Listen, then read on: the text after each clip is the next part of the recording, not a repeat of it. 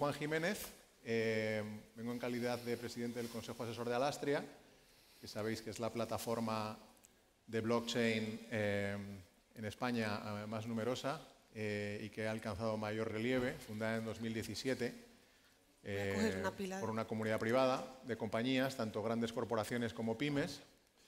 Y estoy muy contento de estar aquí. Lo primero, dar las gracias a la organización, al Ibiza Tech Forum, que yo creo que ha acertado claramente en poner el foco en las tecnologías distribuidas, que sabéis que han pasado por algunos momentos de esta curva de Gartner, ¿no?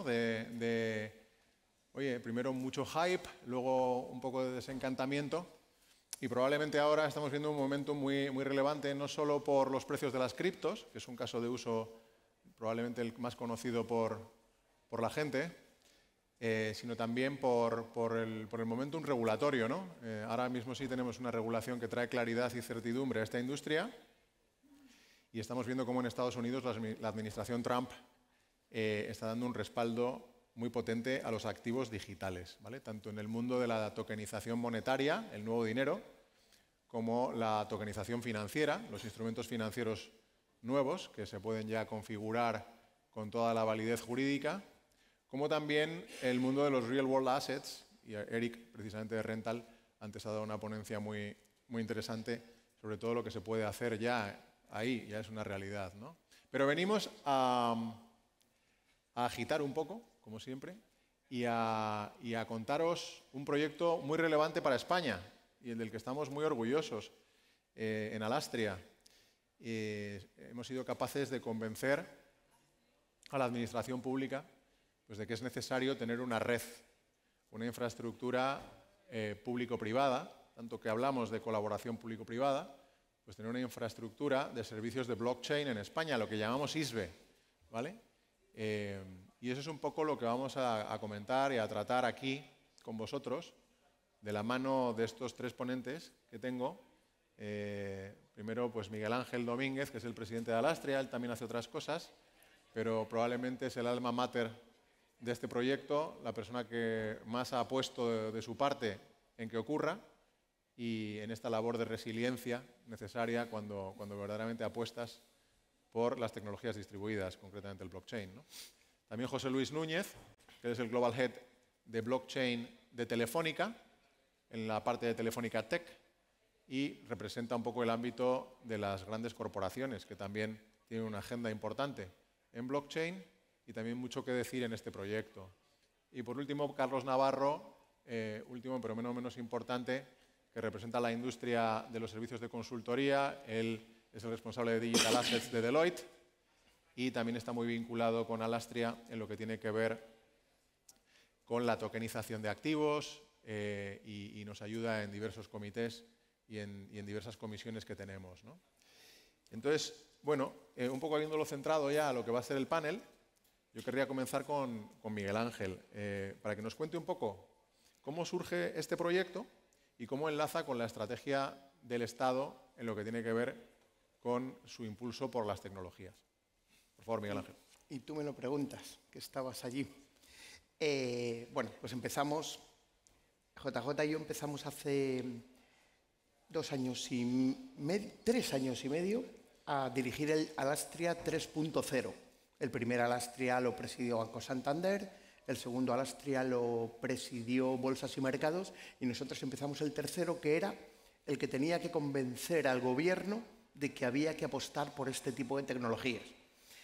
Y íbamos en un avión hacia Canarias, donde nos contaron que iban a hacer unos proyectos de los fondos Next Generation, esos que no se ha gastado nadie, ¿vale? Esos que ahora todo el mundo sabe que van a sobrar un montón de miles de millones de euros, y nos dijeron, va a haber un proyecto de colaboración entre comunidades autónomas.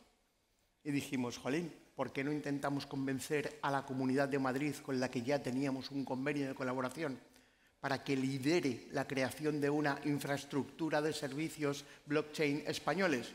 Y se nos dio bien y convencimos a la Comunidad de Madrid, al Gobierno de Asturias y al Gobierno de Canarias para que se consorciaran para hacer ese proyecto. Las cifras son claras, 18 millones de euros es el proyecto total, 7 Comunidad de Madrid, 6 Asturias, 6 Canarias.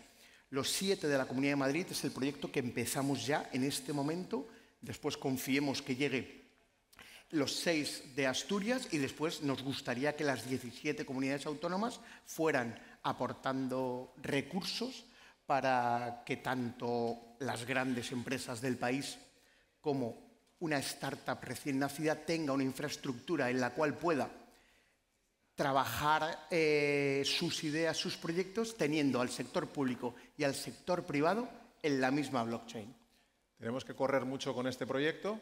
Necesitamos el McLaren que hay en la puerta probablemente porque tenemos que entregar en el 31/12 de este año, de 2025, con lo cual esto es inminente y el proyecto ya está en ejecución.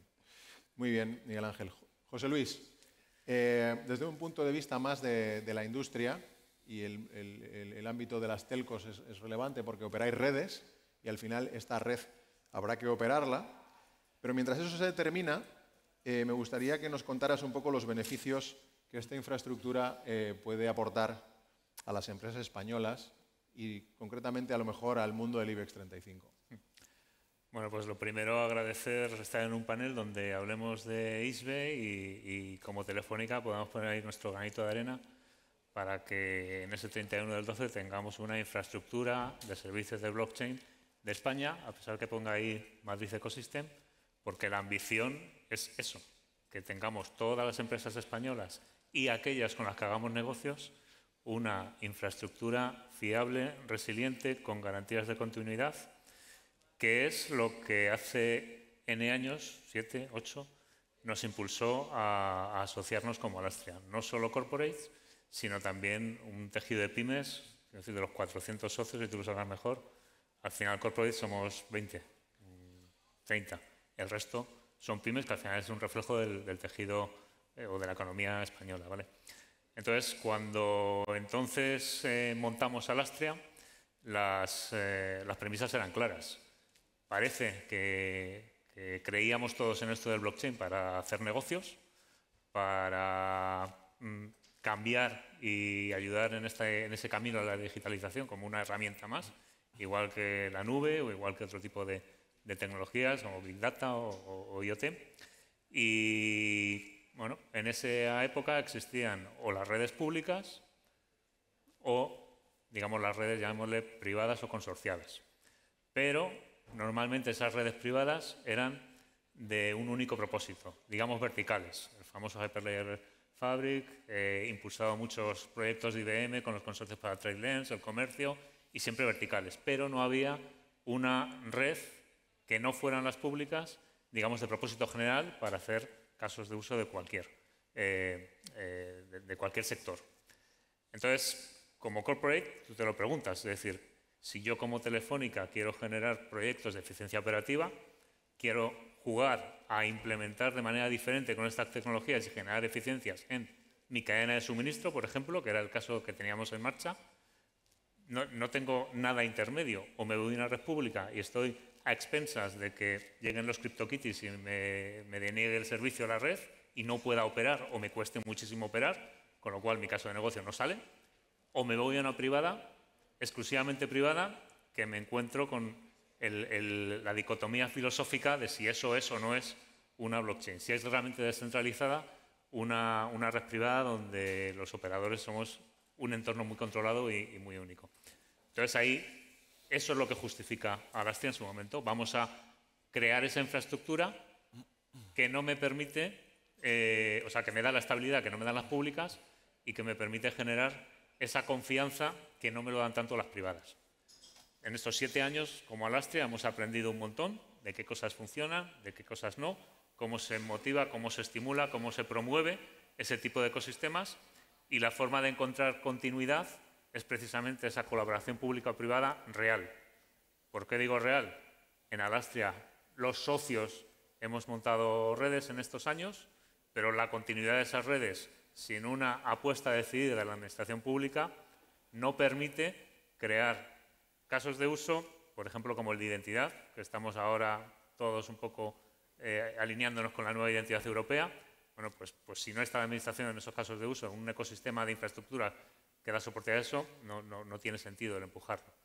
O casos de uso más desde el punto de vista de industria. Por ejemplo, se ha hablado también esta mañana de propiedad industrial, cómo se gestiona la propiedad industrial, los activos industriales, no tanto físicos, o sea, no tanto financieros, en un entorno descentralizado donde hay incluso necesidades de demostrar cosas o de acreditar cosas en entornos transnacionales. Bueno, pues de nuevo ahí necesito esa figura que puede estar más cercana a los registradores, la Oficina de Propiedad Intelectual, al final entidades públicas que me dan seguridad a un entorno donde tenemos que estar colaborando las empresas privadas. Con lo cual, como corporate que necesitábamos, ese entorno es el que necesitábamos y ese es el entorno que creemos que tenemos que construir.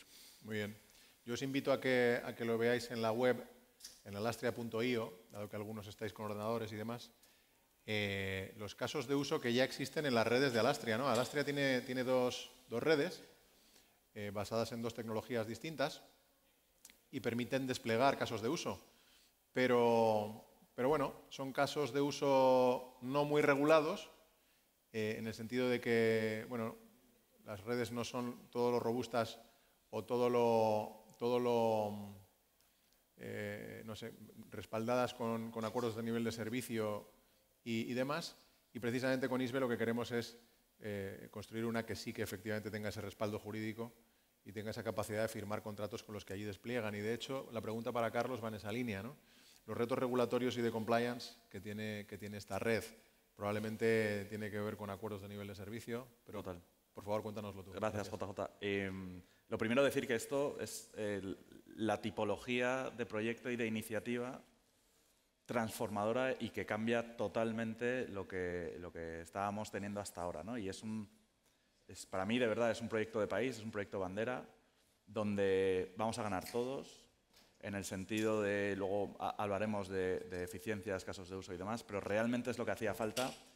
Y recogiendo el guante del tema regulatorio, yo creo que es fundamental ser capaces de ofrecer una tecnología que permita cumplir pues, con requerimientos como puedan venir de la DORA, ¿no? De la residencia operativa, por ejemplo. No podemos tener una red basada en el mejor esfuerzo de los asociados de Alastria. Tenemos que tener una red capaz de soportar casos de uso con SLAs, con el cumplimiento de toda la regulación y que entidades reguladas puedan lanzar casos de uso sobre ello y sobre todo el sector público, ¿no? Y eso es para mí lo diferencial, ¿no? Y donde realmente vamos a poder sacar todo el jugo y el partido a la tecnología blockchain, sin necesidad de apoyarnos en las redes públicas, con todas las garantías y la seguridad que nos puede aportar esto, pero efectivamente hacía falta gasolina, ¿no? Para que esto funcionase y, salvo que vayas en Tesla, necesitas que esto funcione y necesitas realmente que sea compliance. Y para mí eso es transformador, ¿no? Esta tipología de proyectos es en las que nuestra compañía Deloitte quiere estar, quiere apostar por esto y queremos abanderar desde el punto de vista de la capacidad transformadora que tiene. Muy bien, seguimos con Miguel Ángel. Gracias, Carlos, por tus aportaciones y enlazando un poco, me gustaría, Miguel Ángel, que nos comentaras sobre las lecciones que hemos aprendido en este ciclo y también un poco el aporte de valor que tú le ves a esta tecnología de cara al sector público, que conoces muy bien, porque tu desempeño ha sido fundamentalmente en la labor de surtir de servicios informáticos al ámbito público y de tratar de mejorar en la medida de lo posible el sector público. ¿Consideras que este es un proyecto que va a construir en ese sentido? Bueno, pues el otro día, otro de los miembros de la Junta Directiva de Alastria, Fran de BBVA, hizo una pregunta. Dijo, ¿cuántas veces se ha caído Bitcoin en los 15 años que lleva? Ninguna. ¿Cuántas veces habéis ido a una sede electrónica del sector público y estaba caída? Digo que levante la mano quien no haya visto un servicio público caído y no hay ni una sola mano levantada. Una red blockchain como la que vamos a crear con acuerdo a nivel de servicio tiene eso. Blockchain no se cae. Con lo cual, ese va a ser el factor diferencial de los nuevos servicios públicos que allí despleguemos. Entonces, ¿lecciones aprendidas? Pues todas. En 7 años que te voy a contar. Nosotros estábamos allí cuando te llamaba un abogado de una gran empresa y te decía, no puedo entender que no se pueda borrar eso que hemos escrito. Sí. Entonces, pues lecciones aprendidas ya hemos tenido 2 o 3. Vamos a diseñar una red. Estamos trabajando con la Agencia Española de Protección de Datos para que esa red cumpla la normativa europea, por supuesto, pero que tengamos confortables a todo el sector público, es decir, confortables. No pueden ir tan cómodos como en un Tesla, pero que no vayan tan incómodos como en un McLaren. Muy bien, yo creo que la analogía es buena, va de coches hoy. Saldrá el tema de los raíles, ¿no? El tema de la autopista, ¿no? En ese aspecto, José Luis, ¿puedes dar algún ejemplo a la audiencia de caso de uso típico que se debería desplegar en ISBE? Hay un montón, probablemente hay transversales, hay de industria, hay de pymes, pero por darle un par de pinceladas a las personas que tenemos aquí para que vean que es una realidad. Yo cuando empezábamos esa palabra que no me gusta pero que uso mucho, que es evangelizar sobre esto de blockchain, Sí. en todas las presentaciones sacaba una slide que es la típica de Toy Story, que el astronauta le dice a Woody que estaba en todas partes, ¿no? Pues eso, blockchain is everywhere, y realmente cada sector, cada industria, siempre identificábamos casos de uso que podían beneficiarse de implementar, digamos, una arquitectura, una filosofía descentralizada. Siempre que necesites notarizar algo o acreditar algo a un tercero, pues blockchain es como poner en tu vida un notario digital en tiempo real que esté cogiendo, por ejemplo, las temperaturas de tus sensores IoT para garantizar que cumples la cadena de conservación de frío. Bueno, pues tú no vas a tener ahí un notario cada 5 segundos tomando la medida del sensor. Sin embargo, con blockchain puedes, además respaldado ahora con el reglamento EIDAS, que lo reconoce como servicio de confianza, puedes tener a ese notario online que te garantiza tus operaciones. Con lo cual, a partir de eso, cualquier caso de uso que necesites acreditar cualquier cosa, sin necesidad de tener a tu notario, pero con esas mismas garantías, te aplica blockchain. Si estás intercambiando información de manera segura con otro, pues ya lo estás haciendo, porque haces negocios y confías. Pero si además quieres garantizar que en ningún caso le vas a engañar, que no vas a cambiar tus logs a un auditor de manera partidista para cambiar la realidad cuando te ha pasado un problema, todo ese tipo de cosas, lo que te ayudan es a construir transparencia no solo en tus operaciones, sino en tus relaciones comerciales, que ya son de confianza, pero aún más. O sea, lo llevas al siguiente nivel.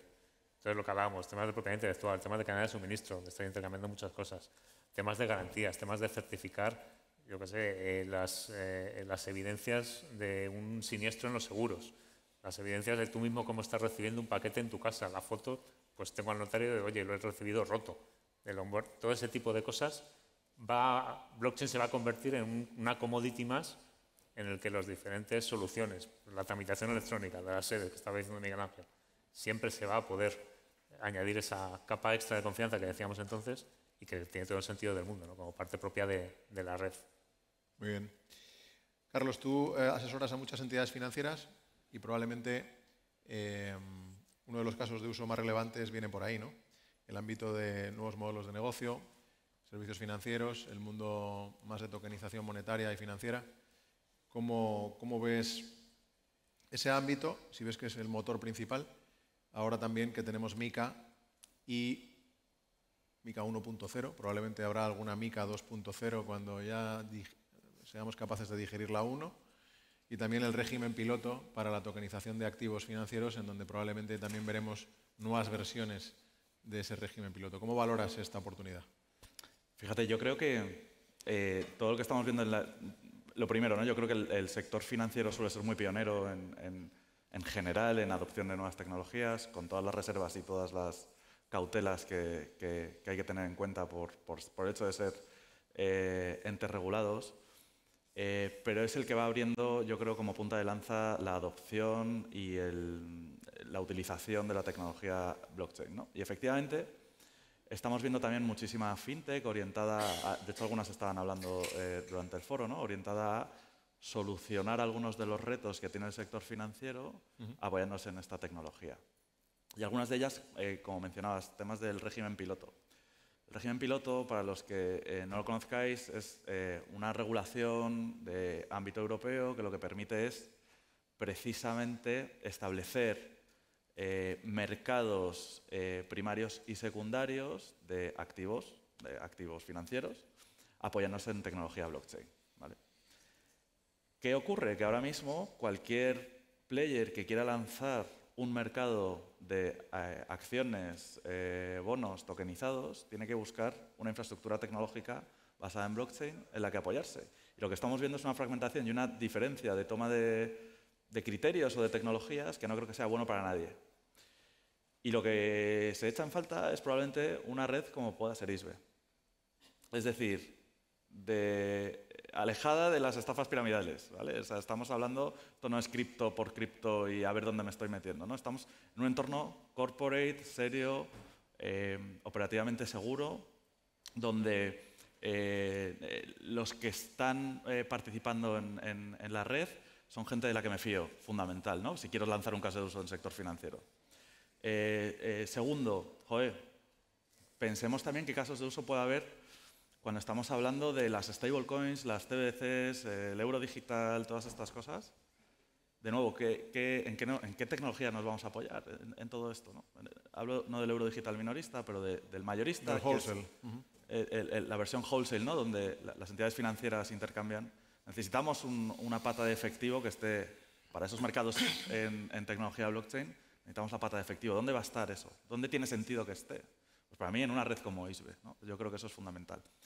Y eso por la parte del sector financiero, pero si nos vamos también al sector público, pensamos en una cantidad de casos de uso relacionados con participación ciudadana, con votaciones, con servicios al ciudadano, con identificación, registros de la propiedad, todos los temas burocráticos, centralizados, complejos que se caen y demás.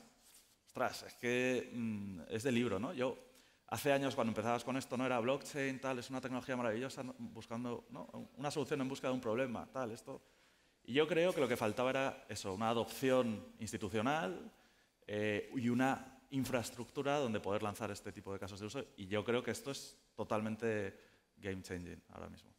Siguiendo un poco contigo, Carlos, porque esto tiene que tener un impacto económico, claro, y estratégico, si tiene niveles de adopción, obviamente. Sí. Esto es claro. Sí. Pero ¿cómo valoras también el posicionamiento estratégico, bueno, soberanía? Fíjate, si pensamos cómo está el mundo ahora mismo, ¿no? Toda la geopolítica, cómo estamos, ¿no?, replanteándonos nuestras asociaciones y nuestros partnerships tradicionales con diferentes geografías, yo creo que tenemos, a día de hoy, o hemos mantenido cierta dependencia de jurisdicciones como Estados Unidos, que ahora mismo no deberíamos permitirnos, ¿vale? De nuevo, que nuestro sistema de pagos europeo esté fundamentalmente basado en compañías que están fuera de Europa, me parece un riesgo para la región, ¿no? Y eso es importante gestionarlo. Y el impacto que puede tener esto es muy grande, porque nos posiciona como región, en concreto, Madrid, España y Europa, ¿no? También tenemos la red europea con la cual seremos interoperables y fundamental. Nos da esa autonomía fundamental como región. Y luego nos puede permitir aplicar eficiencias. El impacto económico de esto en un monstruo como puede ser Telefónica, desde el punto de vista de su eficiencia, imaginaros, es brutal. Y eso, al final, redunda en el beneficio de todos, ¿no? Esto creo que es fundamental que lo entendamos, que esto no es eficiencia por eficiencia, no es tecnología por tecnología, es poder ofrecer mejores servicios a los ciudadanos, mejores productos a los clientes, de una manera operativamente más fiable y más robusta, ¿no? Pero esta red tiene que tener unos tokenomics, tiene que ser sostenible financieramente. No podemos ir cada año a pedir nuevo dinero. Exacto. Porque tenemos una ventana de los Next Generation, muy bien, pero esto no se trata de ir cada poco tiempo al papá Estado a, oye, ponme más. Los Esto tokenomics. debe ser sostenible desde el punto de vista de impacto medioambiental, pero sostenible sobre todo desde el punto de vista económico. Y eso es crítico, ¿no? Y en eso estamos. Durante esta fase inicial de la constitución de ISBE y de su lanzamiento, estamos definiendo y siendo capaces de poner cuáles son las reglas del juego. Esos tokenomics, de nuevo, para alejarnos de esas estafas piramidales, esto tiene que tener sentido económico para todos, para los operadores, para los que lancen los casos de uso y demás. Yo creo que es fantástico tener este aluvión o empujón inicial por parte del sector público. Creo que además demuestra su compromiso para utilizarla el día de mañana. Es decir, yo no pongo esos millones que habéis mencionado si no pienso usarla. Pero efectivamente esto tiene que ser autosostenible, ¿no? Tiene que ser algo que no esté subvencionado ad eternum, ¿no? Y es crítico. José Luis, ha mencionado Carlos la ligazón con el proyecto EBSI, ¿no? EPSI. Además, EPSI-ISBE, pues os fijáis que hemos jugado un acrónimo, ¿no? ¿Cómo nos vamos a enlazar con Europa? Al final, yo siempre soy de los que dice que no creo en la interoperabilidad, que la interoperabilidad se demuestra.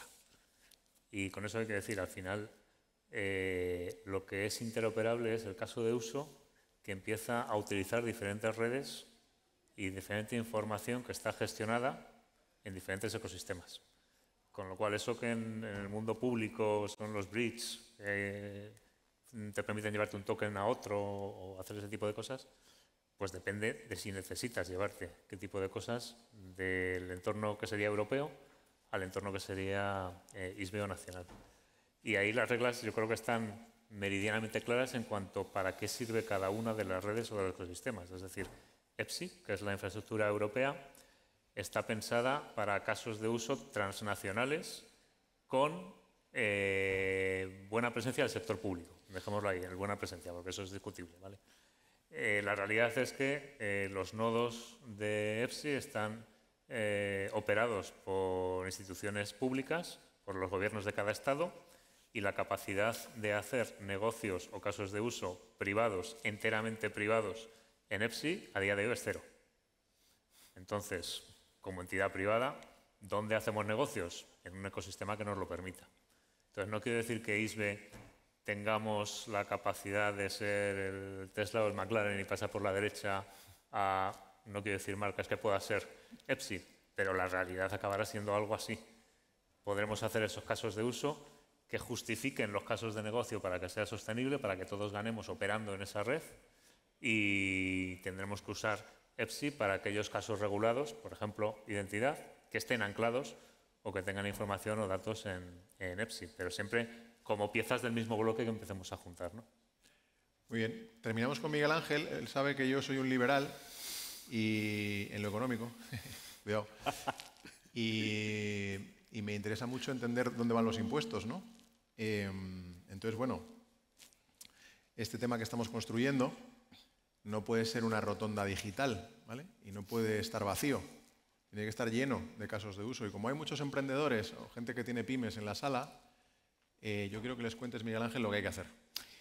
Pues bueno, lo que hay que hacer, lo primero que tenéis que hacer es, buscáis luego en Google casos de uso ISBE, convocatoria Comunidad de Madrid, 2.100.000 euros, que 100% subvención. Tú cuentas tu proyecto, tu caso de uso, y la Comunidad de Madrid lo evalúa, acaba el 30 de abril, o sea, quedan 6 días, podéis elegir poneros a trabajar esta noche o ir a la fiesta. Bueno, igual podéis ir a la fiesta y mañana os ponéis y escribís el proyecto. 30 de abril, 100.000 euros de subvención. Estamos tratando que el dinero no solo se quede en la infraestructura, sino que se creen casos de uso.